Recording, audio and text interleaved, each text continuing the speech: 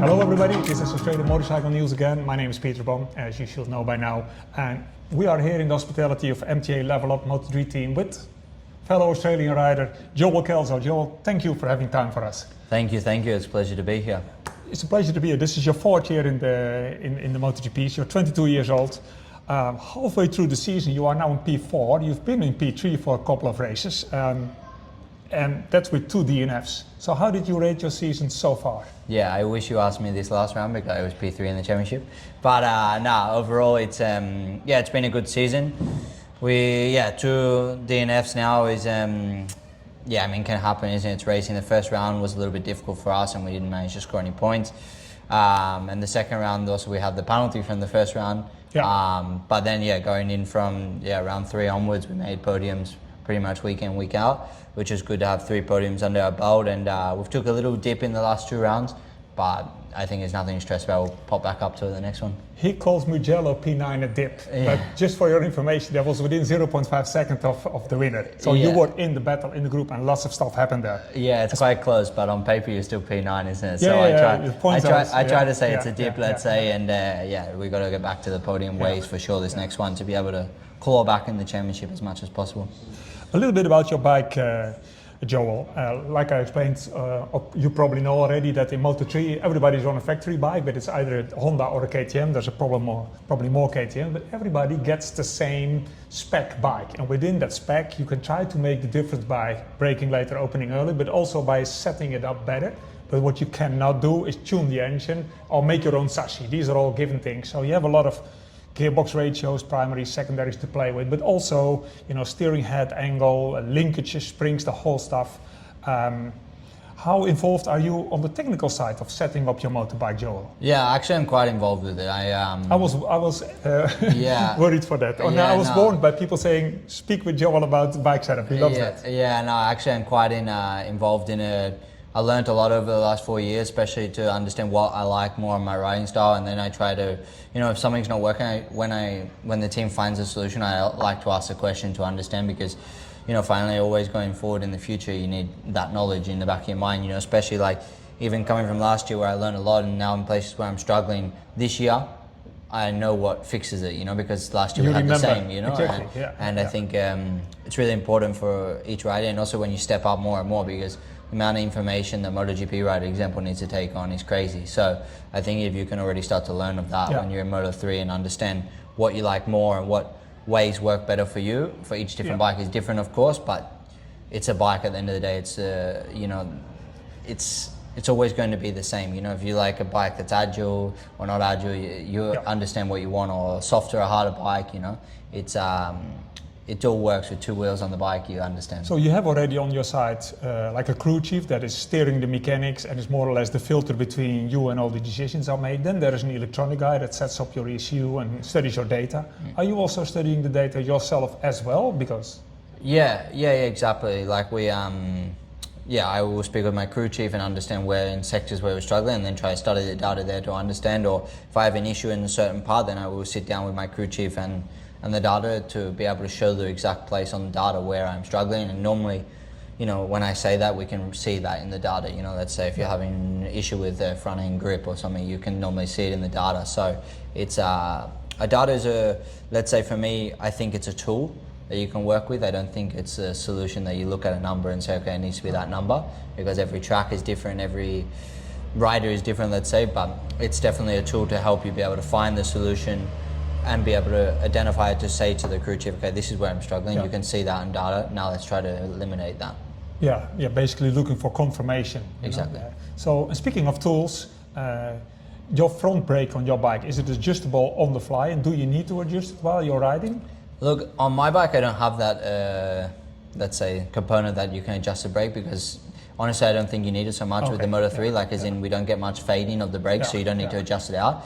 Although some riders have that because maybe they get fading. I think it also depends, because some people do use different brake pads and etc., and that changes if the bike gets fading or not.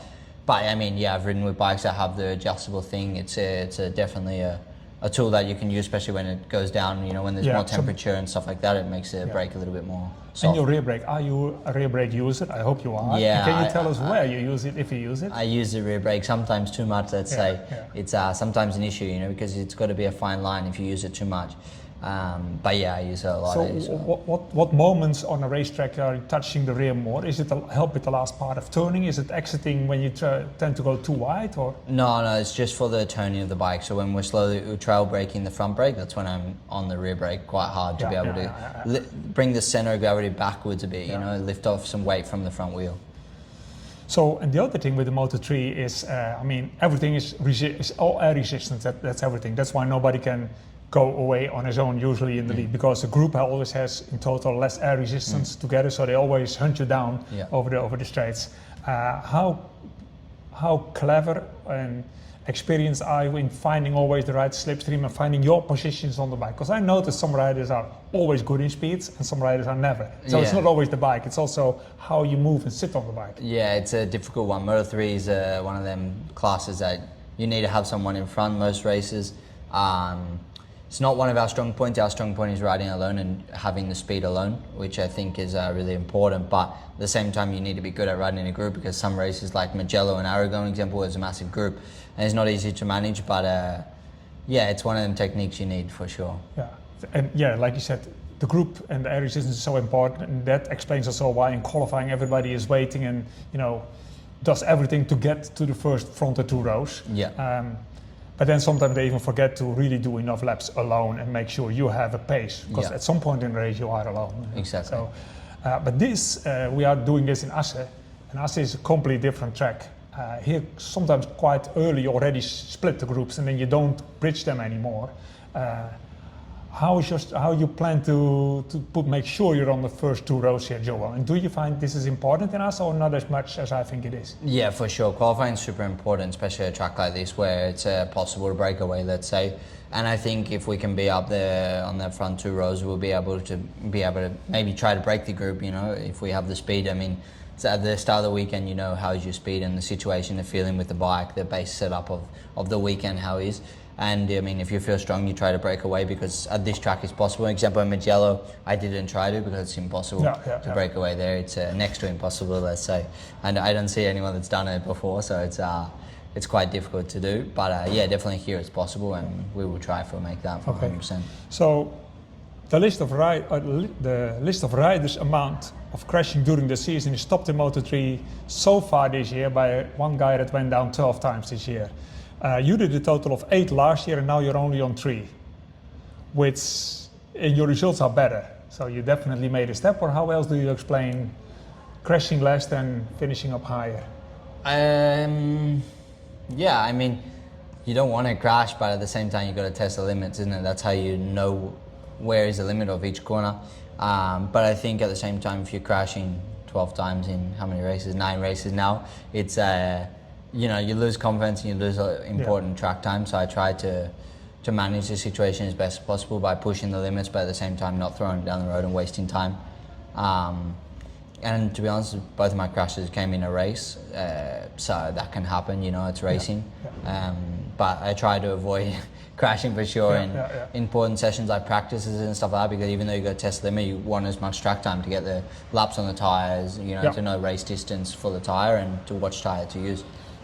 Quite some crashes. I mean, there's sort of 2 types of crashes in Moto3. There's either people touching, because they're always in the group and that just can't happen, you know, or you're on your own and over the limit. Do you, are you already sometimes in qualifying, or probably not in qualifying, at other moments really trying a couple of corners to do on the limit just to feel where is the limit and taking into account probably a crash, but this is not the worst moment of the weekend? Yeah, for sure. Yeah, for sure, 100% you have to, especially like the practices that doesn't count as much, or you get to the end of the session, you've already done your long run and understand the tyres, for sure you risk a little bit more and risk to be able to push to find that limit, for sure. You got to manage that situation there. Yeah, cool. I read somewhere on an interview that you're already speaking about Moto2 next year. That's your target, and quite well you said, if I want to go to Moto2, I need to be on the podium more in Moto3. I need to be in the top 4, top 5 to have a chance at some team. Well, you're on schedule. is this still your plan, your dream? Yeah, for sure. The goal is to go to Moto2 next year, and yeah, I mean, we started talking and we're trying to find a solution, and let's see if we find, I guess, in the next 2 or 3 races we will know, because now is the time of the silly season, where you figure out what you're doing for the next year. But definitely the goal is still to go there, and yeah, we'll see in the next 2 or 3 races. You kept us waiting here for whatever, for the interview, because you were speaking with your manager, and now you just told us what it was all about. You can get this out of your head when it's tomorrow and you put your helmet on, to be free. Yeah, at the end for me it's not really a problem to have it in the mind that you want to go to Moto2. I think it's a good goal to have, and I think it's a good motivation, And finally, when you're riding the bike, you're not riding around thinking, oh, it'd be nice to go to Moto2 right now, you know what I mean? It's okay, for sure. It's a thing like today I speak with my manager to understand the situation, what is with the Moto2s and also Moto3s, let's say, but at the overall, when I'm on track, I'm thinking about the weekend itself and how to manage to get on the podium. Because if I get on the podium, I know that the goal of going to Moto2 will happen more in reality. So it's one of them things I don't really take into account very much. And if I go to Moto2 or think about Moto2, it's more just a motivation booster. Yeah, it has to be. When you're in Moto3, you have to dream about Moto2. Probably already testing bigger bikes and training with them at home. For sure. I mean, the dream is MotoGP one day, but you got to take the steps to go to Moto2 first. There was actually an Aussie who jumped to skip to Moto2 altogether, but that's some years ago. I think, Jack was the last one to do that one. Oh no, Binder also did it, didn't he? So no, but our goal is to go to Moto2 first before MotoGP. How sensitive, Joel, are you for the atmosphere in the team? Because some riders really don't care about anything of the environment. Fires is close and they give always their best, and some people only can get the best out of themselves when the atmosphere is really good. They feel a lot of confidence and trust in the team and have a really good relation with the crew chief. Are you sensitive in it? Does it help you? I think in the past, for sure, I've been more sensitive with the crew chiefs and who I'm working with. But this year we made a really good step of just focusing on our riding a lot more and be able to manage the situation and be able to find a good solution in any situation. Because I think that's important. Also, especially if I want to step to Moto2, it's not going to be easy.